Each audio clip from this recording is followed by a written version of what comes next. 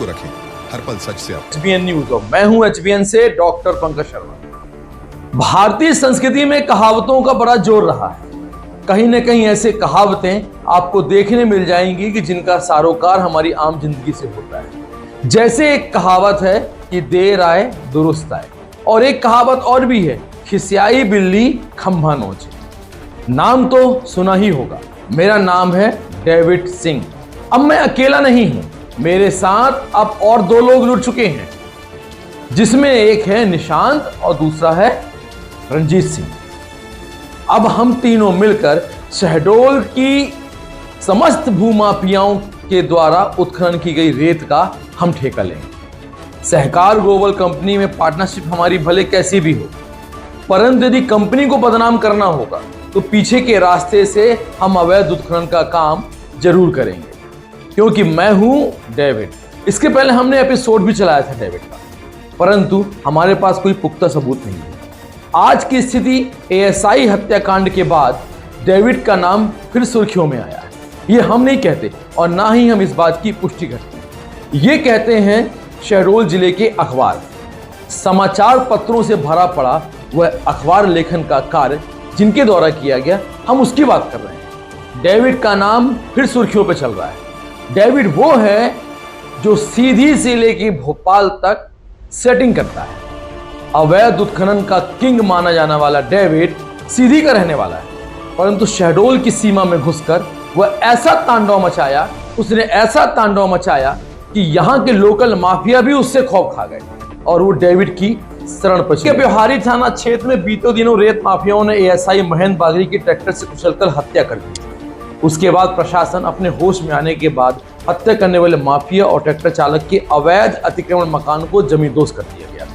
सहकार global company में अवैध चल रहे हाईवे को भी जब्त कर कंपनी के GM उत्तम शर्मा के ऊपर FIR दर्ज की गई।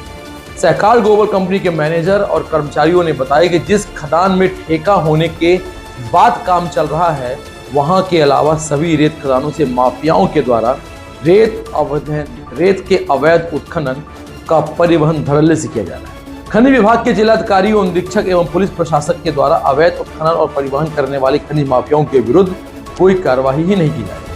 अच्छा, ब्यौहारी और बुढ़वा देवलौन क्षेत्र में रेत माफिया डेविड, निशांत और रणवीर अपनी तानाशाही के दम पर उत्खनन कर रहे हैं। शहडोल जिले में संचालित रेत ठेका कंपनी का रेत उत्खनन में सच्चाई यह है कि रेत ठेकेदार सहकार ग्लोबल कंपनी के कर्मचारियों का नाम अफवाह फैलाकर भ्रमित कर घसीटा जाता है, जबकि क्षेत्र ही नहीं बल्कि जिला व संभाग के लोगों को भली भांति मालूम है कि ब्यौहारी बुढ़वा क्षेत्र में डेविड, निशांत और रणवीर की तूती बोलती है और उनकी चलती है, वरना क्या मजाल कि सहकार ग्लोबल के कर्मचारी पिट जाते। वास्तव में जरूरत वास्तविक अपराधियों के पहचान कर उन्हें दंडित किए जाने की है, ना कि आपसी रंजिश भुनाने और बेकसूरों को फंसा कर उनकी जिंदगी बर्बाद करने। रेत के अवैध कारोबार के मामले में शहडोल जिला पिछले कई वर्षों से सुर्खियों में रहा है। यूं तो जिले में कई खदानें संचालित रही हैं, लेकिन सोन घड़ियाल क्षेत्र रेत के अवैध कारोबार का मुख्य केंद्र बना रहा, जहां ब्यौहारी, बुढ़वा, सीधी और रीवा ही नहीं, सतना तक के रेत कारोबारियों का दखल और वर्चस्व देखा गया। इन्हीं वर्चस्व कारोबारियों में मनमानी तरीके से रेत का अवैध उत्खनन, परिवहन का लाखों करोड़ की संपत्ति अर्जित की है। इतना ही नहीं, कई बेगुनाहों को बर्बाद भी कर दिया, जबकि कुछ को तो अपनी जिंदगी से भी हाथ धोना पड़ा। मृतकों में पटवारी प्रसन्नजीत और ASI महेंद्र सिंह बागरी का नाम भी शामिल है। शहडोल जिले की उत्तरी सीमा पर स्थित सोन घड़ियाल क्षेत्र सहित बुढ़वा एवं ब्यौहारी की विभिन्न रेत खदानों से उत्खनन और परिवहन का कारोबार किन लोगों के द्वारा वर्षों से किया जाता है, यह किसी से भी छुपा नहीं। पूर्व में होता यह था कि जो भी बाहर की कंपनी रेत खनन का ठेका लेती थी, वही इन्हीं वर्चस्व सुधा कारोबारियों को पेटी कॉन्ट्रैक्ट पर खदानें सौंपती और वह अपने ढंग से मनमाने तौर पर रेत का अवैध उत्खनन, परिवहन करते थे। मौजूदा समय में सहकार ग्लोबल लिमिटेड नामक कंपनी ने इन रसूखोरों को खदान सौंपने की बजाय स्वयं ही खदानें संचालित करने का निर्णय लिया और कार्य आरंभ भी किया गया, लेकिन उसके मार्ग पर नित्य नए रोड़े अटकाए जाते हैं। यहाँ तक कि कंपनी के कर्मचारियों को रात के अंधेरे में मारपीट कर वाहनों से तोड़फोड़ जैसी वारदात को भी अंजाम दिया गया। सूत्रों की माने तो रेत माफियाओं के रूप में किसी डेविड नामक व्यक्ति द्वारा स्थानीय निशांत और रणवीर नामक व्यक्तियों के साथ मिलकर कारोबार को संचालित किया जा रहा है। बताया जाता है कि पूरे इलाके में उनकी मर्जी के बिना पत्ता भी नहीं हिलता है।